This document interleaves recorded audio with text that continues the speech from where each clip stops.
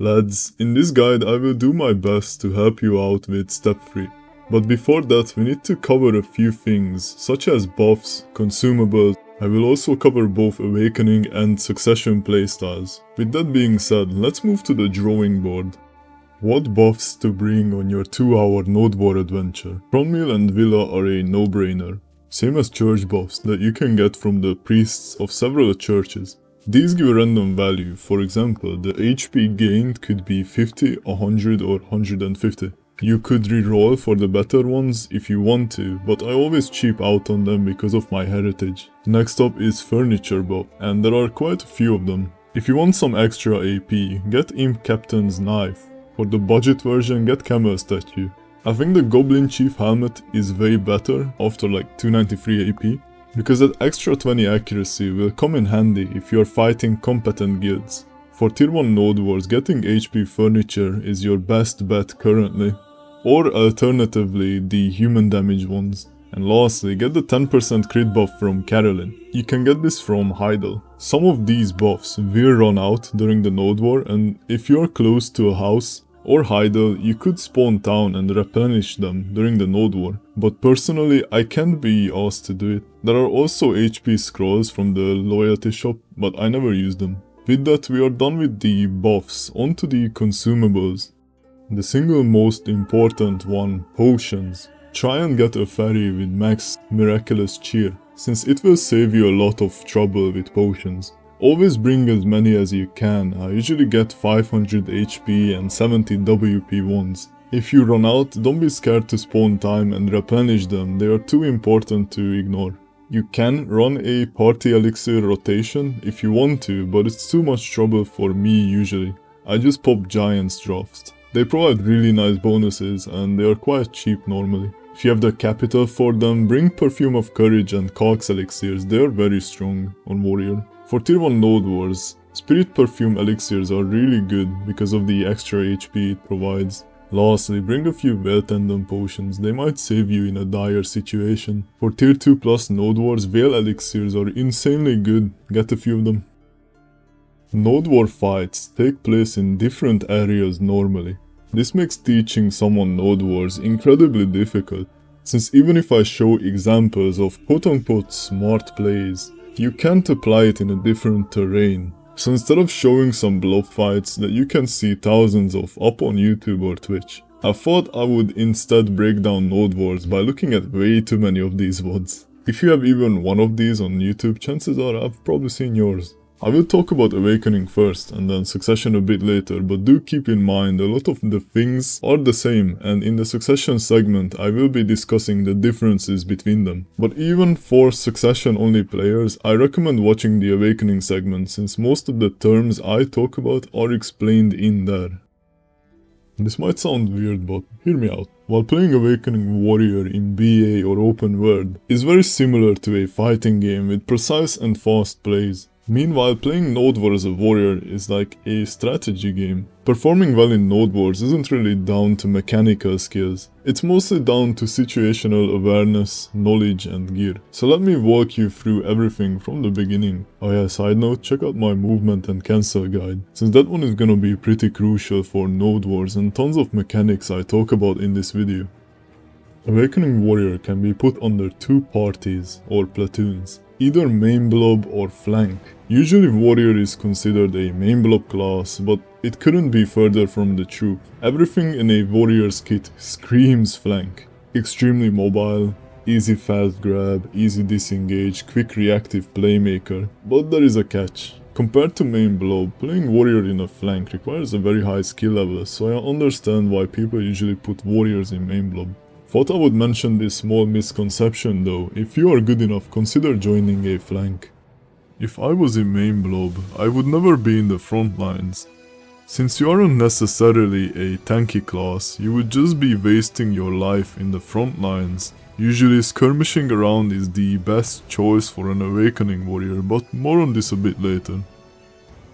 Alright, that's very cool Uncle Tylo, but what the fuck was that about playing a strategy game? Let me go a bit more into it. The single most important thing that I see players messing up on is just assessing the current situation that they are in. No matter if you're flanking or main blob, always look at your minimap and keep track of your surroundings. Noticing a sneaky red class about to bomb you is worth more than any kill that you would get otherwise. Most of the time you also shouldn't be playing the hero. If you notice the red class, then let your group know so you guys can take them out together. If you take care of them alone, I call them hero plays. But these hero plays are very risky and could lead to your death very easily. Unless you are confident in your abilities, I wouldn't risk these hero plays. That's why you should let your platoon know, yo, ninja flanking us south or anything.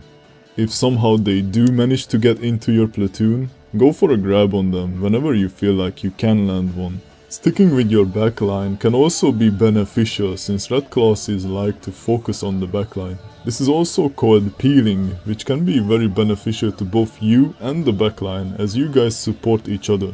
All of these examples I mentioned are things that you do not see on the leaderboard whenever you sort by kills, but could lead to a win in several fights, and they are also very easy things to pull off. But what if you do get in a fight with the enemy platoon, what do you do?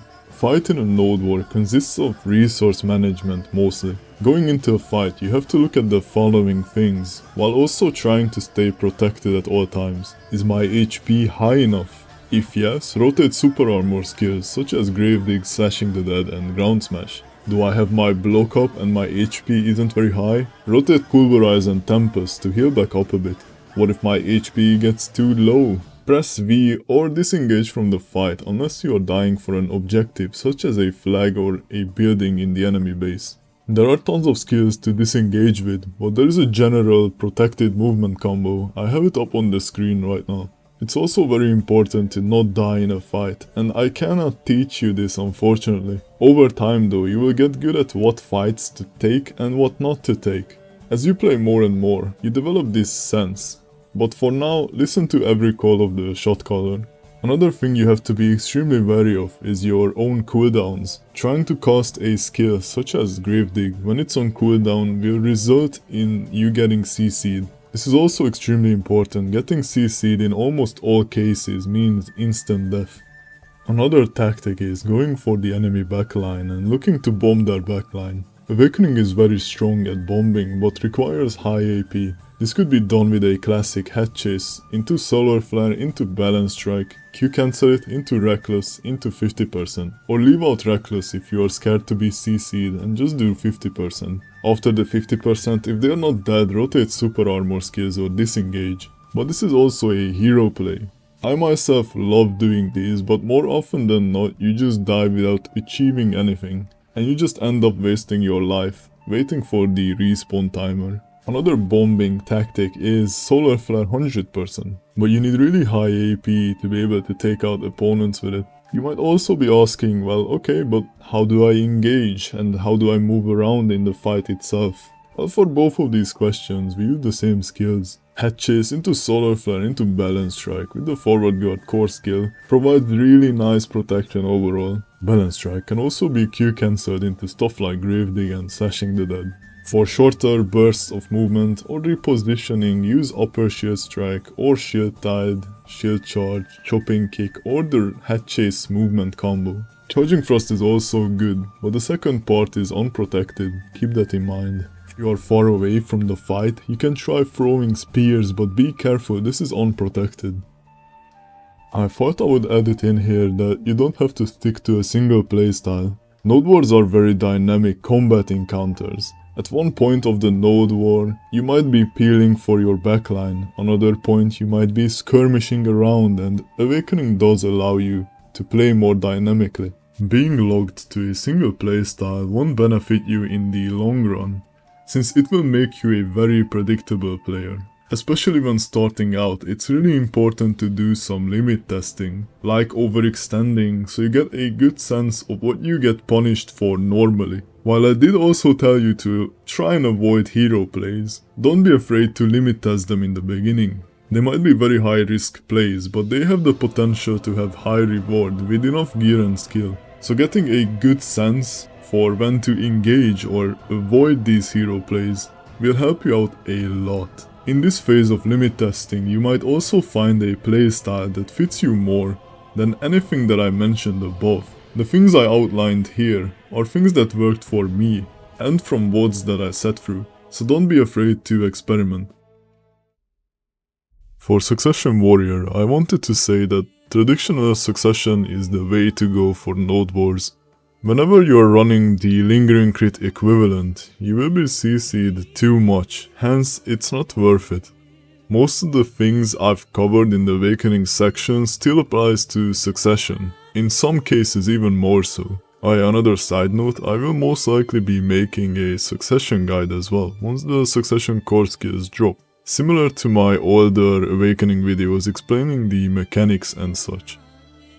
While Awakening Warrior is a skirmish class, Succession is more of a peeler. Thank you Kisito for Gigabrain. This makes Succession viable in a main blob platoon. Its essay grab also makes him an insane anti-bomber. The situational awareness I talked about in the Awakening section is very much still true in this case. Protecting the backlines from potential bombers is a way better position for a Succession Warrior than in the front lines. The hero plays that I was talking about are way harder to pull off, and I don't think it's a viable strategy at all. Because Succession Warrior in its current state isn't really a playmaker skill set, it's more of a support. It can still do some nice semi-protected damage with Scars of Dusk, Spinning Slash, Pulverize, Ground Smash and Earth Tremor. But more often than not, you will be caught in forward guards. You have to be very careful with how you pick your fights and how you position yourself, since disengaging is way harder, thanks to the fact that Succession has less protected movement. Wanted to send another confirmation that in fights, resource management is a huge part of Succession. Properly rotating forward guards and super armors is the key to a successful fight. So in the end, we have a skill set that was mostly made to be a frontliner, but due to several nerfs, the only place where it is of any use to the platoon is as a peeler that supports the backlines. You may think that the Succession segment was cut short, but honest to god, there isn't as much to talk about unfortunately. Huge thanks to Kisito, he helped me out with understanding Succession Warrior's role in Node Wars. I might start streaming Node Wars on my Twitch, not sure yet, so go follow me there. Alright, bye bye.